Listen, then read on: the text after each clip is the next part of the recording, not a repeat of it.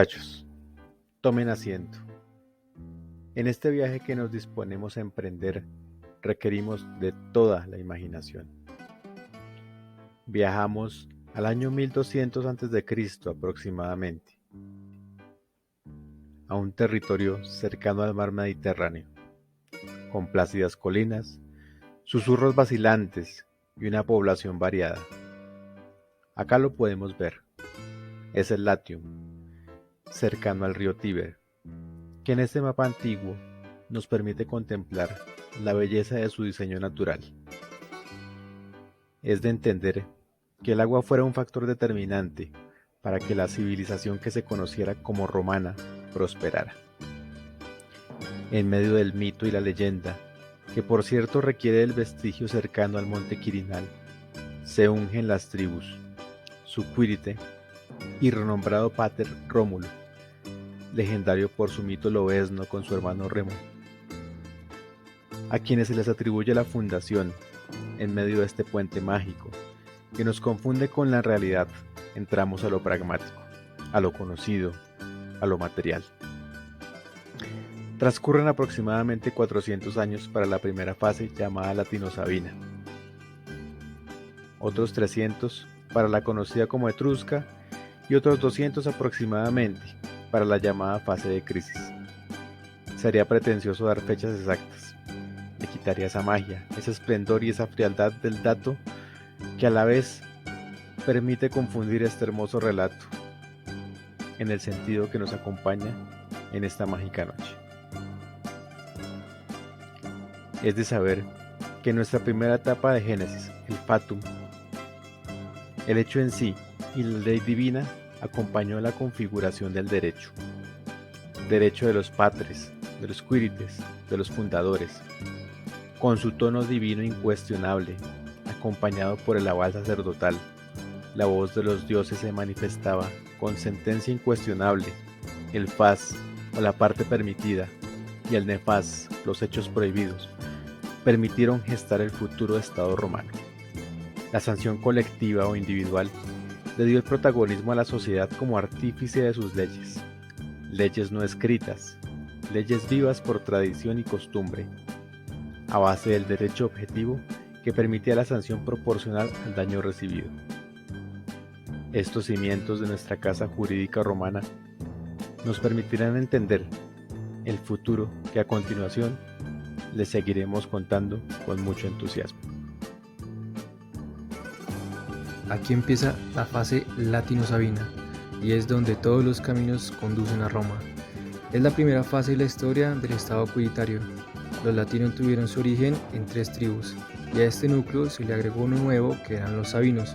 Concurrieron con la formación de una comunidad política unitaria como ciudad binaria. Esta unión se da por una fusión necesaria, por la vecindad, por la necesidad de intercambio y trueque. El primer rey fue Rómulo, que estuvo desde la fundación de Roma alrededor del año 753 a.C.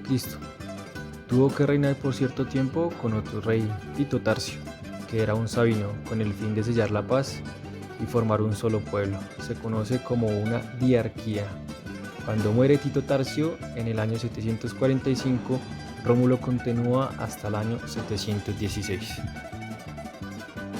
El siguiente rey es Numa Pompilio. Es un sabino elegido por su sabiduría y sentido de amor a la justicia. Potenció los derechos y acuerdos de paz entre Roma y el resto de las ciudades, dejando una gran huella por la organización de la religión. El siguiente rey es Tulio Hostilio. Es un latino que extendió la ciudad de Roma y se caracterizó por la construcción de la nueva sede para el Senado, muy conocido por lo belicoso. El último rey es Anco Marcio, un sabino, nieto del rey Numa Pompilio, que continúa con su política de extensión de Roma y respeto a las instituciones religiosas. Se le conoce mucho como un constructor porque realizó obras públicas, templo y acueducto. Con él se le pone fin a la fase latino-sabina y empieza el inicio de la fase etrusca. No podemos olvidar que la fase latino-sabina puso las bases de una población elemental ligada al pastoreo y a las familias con comunidades concentradas con un domus y un huerto, y el poder no estaba dado por la riqueza material, sino por la cohesión de las familias y por el sistema patriarcal.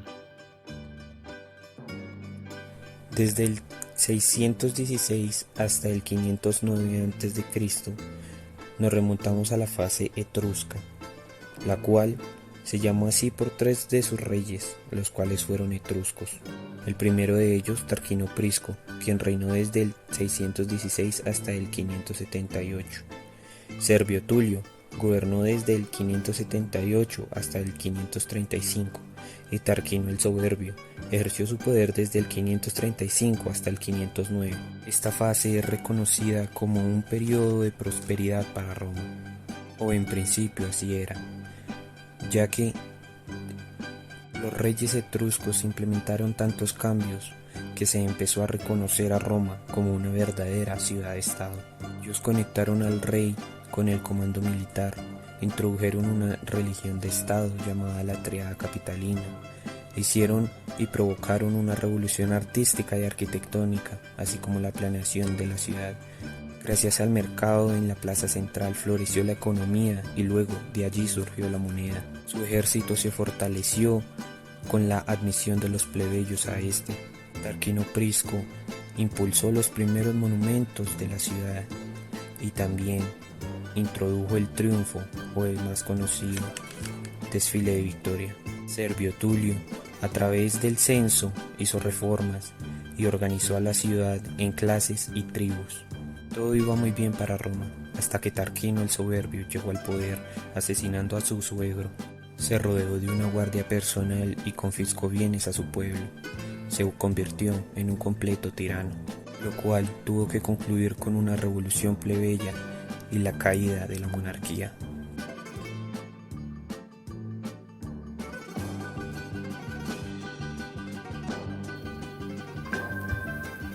La fase de crisis inicia en el año 509 a.C.